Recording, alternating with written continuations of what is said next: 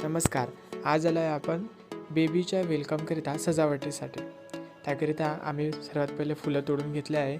त्यानंतर मी रांगोळीची आखणी केली आहे. रांगोळीमध्ये आपण केला आहे बाळ.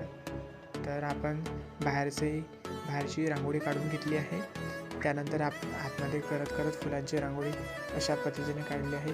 त्यानंतर इंद्रधनुष्य काढलं आपण फुलांच्या रांगोळीचा आणि वेलकम लावलेला आहे.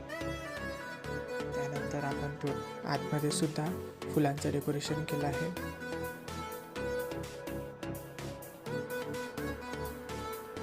काही वेळाने आजूबाजूच्या बायाही तिथे आल्या होत्या, सुद्धा आपल्याला थोडीशी मदत केली होती. अशा पद्धतीने आपण डेकोरेशन घरात सुद्धा केलं आहे.